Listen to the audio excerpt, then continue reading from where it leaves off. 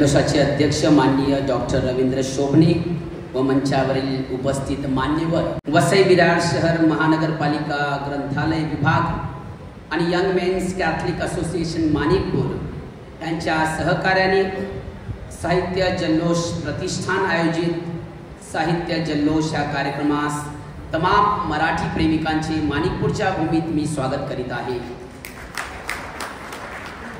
Father स्टीफनचा येथे उल्लेख केला गेला, ह्यात मला अभिमान आहे, कारण ते सुद्धा त्या संस्थेचे अधिकारी होते किंवा सभासद होते ज्या संस्थेचा मी फादर आहे।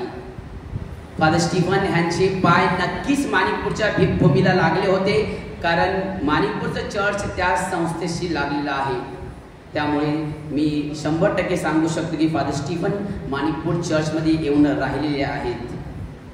ख्रिस्ती धर्माचा मराठी साहित्यात मोलाचा वाटा आहे, याचा एक धर्मगुरू ह्या नात्याने मला अभिमान आहे। मी एक धर्मगुरू आहे। आमचा धर्म आहे शिक्षणाचा। गुरु हा एक संस्कृत शब्द आहे। गुरु म्हणजे अंधाराला दूर करणारा, अज्ञानाचा अंधार दूर करण्याचे कार्य ख्रिस्ती धर्म खेडोपाडी शहरी करीत आहे।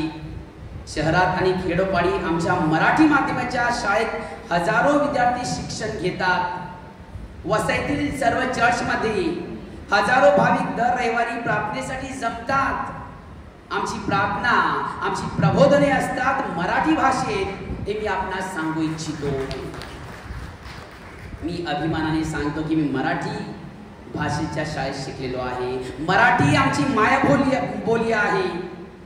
बऱ्याचदा फादर किंवा ख्रिस्ती धर्माबाबत लोकांच्या मनात अनेक पूर्वग्रह असतात, त्यातील एक म्हणजे आम्ही अमराठी आहोत। माझे संपूर्ण शिक्षण मी सांगितल्याप्रमाणे मराठी भाषेत झाले। स्वतःला गर्व वाटतो की महाराष्ट्रामध्ये सर्व जे फादर आहेत त्यातील 10 बेस्ट प्रवचनकार आहे मराठी, त्याच्यामध्ये माझं नाव देखील आहे। भाषेला नसतो धर्म, भाषेला नसते जात। मी मराठी असल्याचा मला अभिमान आहे। मी महाराष्ट्रात जन्मलो ह्याचा मला अभिमान आहे। मराठी भाषा आपणा सर्वांना एकत्र आणते, आपले नाते संबंध दृढ करते। इतकं सांगून मी माझं भाषण संपवतो। जय मराठी, जय महाराष्ट्र।